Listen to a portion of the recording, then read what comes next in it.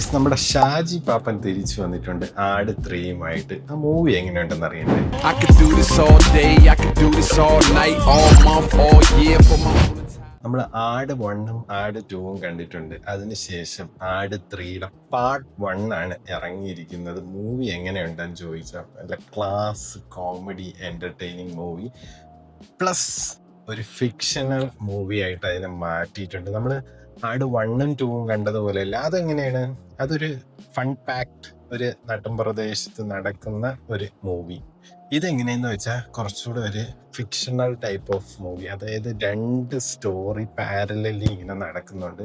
അതിനൊരു റീസൺ എന്താണെന്ന് വെച്ചാൽ ഇപ്പോഴത്തെ ട്രെൻഡിങ് സംഭവം ടൈം ലൈൻ, അതാണ് ഇതിൻ്റെ ബേസ് തീം വരുന്നത്. സോ മൂവിയിൽ അത്യാവശ്യം നല്ല രീതിയിൽ കോമഡി ഉണ്ട്. സ്റ്റാർട്ടിങ് മുതൽ എൻഡിങ് വരെ നല്ല രീതിയിൽ നമ്മൾ ആട് 1ലും 2ലും കണ്ട പോലെ തന്നെ നല്ല രീതിയിൽ കോമഡി ഉണ്ട്. പിന്നെ അഭിനയിച്ചിരിക്കുന്ന ഓരോരുത്തരും സൂപ്പറായിട്ട് ചെയ്തിട്ടുണ്ട്. ഇതിൽ എടുത്തു പറയേണ്ടത് നമ്മൾ ജയസൂര്യനെയാണ്. ജയസൂര്യ നല്ല കിട്ടിലുമായിട്ട് ചെയ്തിട്ടുണ്ട്. കൂടാതെ ബാക്കിയുള്ള റോൾസ്, അതായത് വിനായകൻ, അങ്ങനെയുള്ള ഇതിന് മുന്നത്തെ ഇതിലുണ്ടായിരുന്ന നമ്മുടെ സൈജു കുറുപ്പ്, അവരെല്ലാവരും കുറെ കൂടെ അടിപൊളിയായിട്ടുണ്ട്. സോ നമുക്ക് മൂവിയുടെ ഫസ്റ്റ് ഹാഫ് എങ്ങനെയുണ്ടെന്ന് ചോദിച്ചാൽ, ഫസ്റ്റ് ഹാഫ് മൂവി അത്യാവശ്യം നല്ല സ്പീഡിലാണ് പോകുന്നത്. കോമഡി ഉണ്ട്. അതിൻ്റെ കൂടെ തന്നെ ഞാൻ പറഞ്ഞില്ലേ, 2 സ്റ്റോറി ഇങ്ങനെ പാരലലി മൂവ് ചെയ്യുന്നതാണ്. അതൊരു ടൈം ലൈൻ ബേസ് ചെയ്തുകൊണ്ടാണ്. സോ ഒരു പുരാതന കാലവും കാണിക്കുന്നുണ്ട്, കറന്റ്ലി നടക്കുന്ന ഒരു കാലവും കാണിക്കുന്നുണ്ട്. അത് നിങ്ങൾക്ക് ട്രെയിലർ ചെക്ക് ചെയ്താലും മനസ്സിലാവുന്നതാണ്. സോ ഞാൻ വേറെ സ്പോയിലേഴ്സ് ഒന്നും ഇല്ല. സോ അത് രണ്ടും ഇങ്ങനെ മാറി മാറി 24 വന്ന് പോകുന്നതാണ് ഈ ഒരു ഫസ്റ്റ് ഹാഫ് കാണുന്നത്. സെക്കൻഡ് ഹാഫ് അതുപോലെയൊക്കെ തന്നെയാണ്. ഫസ്റ്റ് ഹാഫ് അത്യാവശ്യം നല്ല കോമഡി ഉണ്ട്. ഫസ്റ്റ് ഹാഫിൽ നമ്മൾ കുറച്ച് കൂടുതൽ നമ്മൾ പുരാതന കാലത്തെ സീനും കാണും. സെക്കൻഡ് ഹാഫ് വരുമ്പം നമ്മുടെ കറൻ്റ്ലി ഉള്ളതായിരിക്കും സീന് കുറച്ച് കൂടുതലായിട്ട് തോന്നുന്നത്. നിങ്ങൾ കണ്ടിട്ടുണ്ടെങ്കിൽ നിങ്ങളത് കമൻറ്റ് ചെയ്യുക. പിന്നെ കൂടാതെ നമുക്ക് ഫസ്റ്റ് ഹാഫ് എൻ്റർടൈനിങ് ആണ്, കോമഡി ഉണ്ട്. നമ്മൾ ഈ ഒരു പുരാതന കാലത്തെ സംഭവങ്ങളായിരിക്കും അത്യാവശ്യം എൻ്റർടൈനിങ് ആയിട്ട് നമ്മൾ എഡ്ജ് ഓഫ് ദ സീറ്റ് ഇരുന്ന് കാണാൻ പറ്റുന്ന കുറേ സംഭവങ്ങളുണ്ട്. കോമഡി ഉണ്ട്, എല്ലാം ഉണ്ടെന്ന് പറയാം. സെക്കൻഡ് ഹാഫ് വരുമ്പം സെക്കൻഡ് ഹാഫും സിമിലർ വേയിലാണ് പോകുന്നത്. കോമഡി ഉണ്ട്, ബട്ട് കോമഡി കുറച്ച് കുറഞ്ഞു പോയിട്ട് കുറച്ചുകൂടെ ഒരു സീരിയസ് സ്റ്റോറി ലൈനിലോട്ട് പോകുന്നൊരു ഇതാണ് നമ്മൾ സെക്കൻഡ് ഹാഫിൽ കാണുന്നത്. മെയിൻലി ആ ഒരു പുരാതന കാലത്തെയും കറണ്ട് സിറ്റുവേഷനും തമ്മിൽ കണക്ട് ചെയ്യിപ്പിക്കുന്ന കുറേ സംഭവങ്ങളാണ് സെക്കൻഡ് ഹാഫിൽ നമ്മൾ കാണുന്നത്. നമുക്ക് ഫസ്റ്റ് ഹാഫിൽ മനസ്സിലാകുന്നത് ഇത് എങ്ങനെ കണക്ട് ആകും. സെക്കൻഡ് ഹാഫ് ആകുമ്പോൾ നിങ്ങൾക്ക് ക്ലിയർ ആവും. പിന്നെ ക്ലൈമാക്സ് എൻഡിങ് നിർത്തിയിരിക്കുന്നത് കിട്ടില്ല ഒരു സംഭവമായിട്ടാണ്. അത് അറിയാലോ, ആട് 3ക്ക് പാർട്ട് 1ഉം പാർട്ട് 2 ഉണ്ട്. ഇതിപ്പോൾ കഴിയുന്നത് പാർട്ട് 1 ആണ്. പാർട്ട് 2 എന്തായാലും വരും. സോ ക്ലൈമാക്സ് നല്ലൊരു എൻഡിങ് തന്നാണ് നിർത്തിയിരിക്കുന്നത്. ഷാജി പാപ്പൻ കിട്ടില്ല പോയിട്ടുണ്ട്. അപ്പം ഇതിൽ അഭിനയിച്ചിരിക്കുന്ന ആരൊക്കെയാണ് നമുക്ക് നോക്കാം. ജയസൂര്യ, ഷാജി പാപ്പൻ എല്ലാവർക്കും അറിയാം. വിനായകൻ, ഡ്യൂഡ്, പുള്ളിയുടെയൊക്കെ ഇൻട്രോ വന്നപ്പം തിയേറ്ററിൽ കയ്യടിയായിരുന്നു. ഷാജി പാപ്പനും ഉണ്ടായിരുന്നു. പിന്നെ സൈജു കുറുപ്പ്. ഇതിൽ എടുത്തു പറയേണ്ട ഒരു ഇൻട്രോ എന്ന് പറയുന്നത് സണ്ണി വെയിൻ്റെതാണ്. സാത്താൻ സേവിയർ, പുള്ളിയുടെ ഒരു ഇൻട്രോ കിട്ടില്ല ഒരു ഇൻട്രോ ആണ് കൊടുത്തിരിക്കുന്നത്. ഫസ്റ്റ് ഹാഫിൽ തന്നെ അത് കാണിക്കുന്നത്.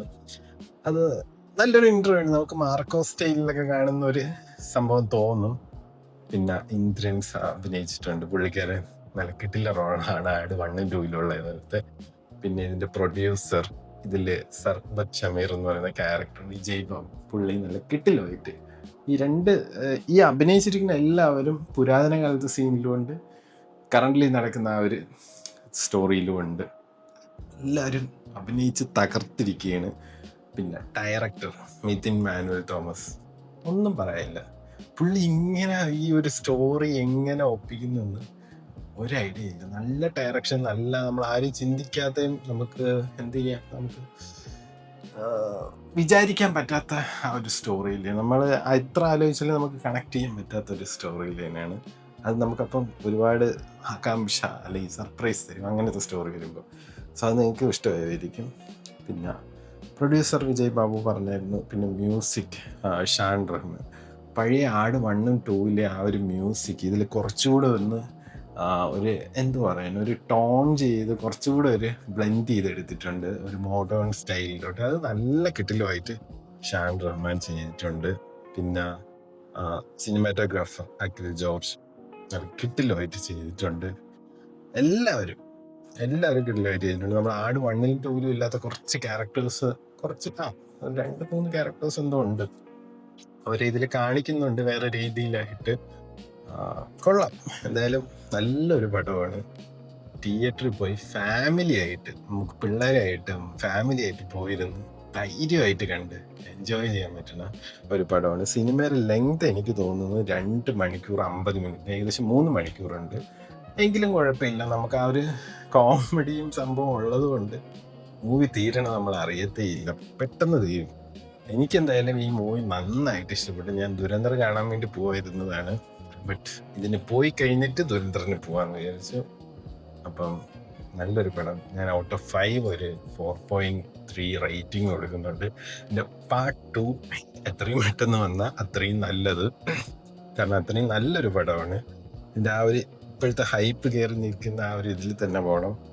പിന്നെ കുറേ ഡിഫറൻസ് ഉണ്ട്, അതായത് സ്റ്റോറി എല്ലാവർക്കും ഇഷ്ടപ്പെടുമെന്ന് ചോദിച്ചാൽ കോമഡി ഉള്ളതുകൊണ്ട് ഇഷ്ടപ്പെടും.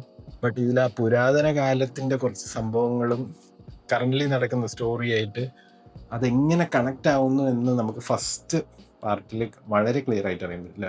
ഐ മീൻ ഫസ്റ്റ് ഹാഫിൽ നമുക്ക് ക്ലിയർ ആയിട്ട് അറിയാൻ പറ്റില്ല, ബട്ട് സെക്കൻഡ് ഹാഫ് വരുമ്പോൾ നിങ്ങൾക്ക് വളരെ ക്ലിയർ ആവും. നിങ്ങളത് ഈ ഒരു മോഡേൺ ടൈപ്പിൽ ജീവിക്കുന്ന ഒരു വ്യക്തിയാണെങ്കിൽ ഈ ടൈം ലൈൻ എന്താണ്, അതെങ്ങനെയാണ് കണക്ട് ചെയ്യുന്നത് എന്നൊക്കെ നിങ്ങൾക്ക് മനസ്സിലാവും. അപ്പം അങ്ങനെയുള്ളവർക്ക് കാണാൻ പറ്റിയൊരു കിട്ടിലൊരു പടമാണ് ആട് 3 എന്ന് പറയുന്നത്. നല്ല എക്സ്പെക്റ്റേഷനും വെച്ച് നിങ്ങൾ ധൈര്യമായിട്ട് പോയി കണ്ടോ, വെർത്താണെന്ന് പറയാം. എന്തായാലും നമ്മളൊരു 200-250 മാക്സിമം ഒരു ടിക്കറ്റിനൊക്കെ PVR ആണെങ്കിൽ നമ്മൾ സ്പെൻഡ് ചെയ്തോളൂ. ആ പൈസ കൊടുക്കുന്നതിന് കിട്ടില്ല ഒരു സംഭവമാണ് ആട് 3 എന്ന് പറയുന്ന മൂവി. അതിൽ അഭിനയിച്ച എല്ലാവരും പക്ക കിട്ടില്ലായിട്ട്, കുറ്റമൊന്നും പറയാനില്ല. 3 മണിക്കൂറാണ് സിനിമയെങ്കിലും നന്നായിട്ട് അവർ ചെയ്തിട്ടുണ്ട്. സോ നമുക്ക് അടുത്തൊരു മൂവിയുടെ റിവ്യൂ ആയിട്ട് കാണാം. അതിലേക്ക് see you, bye. Level, keep it on the level. I'm climbing up the ladder while you in need of a shovel.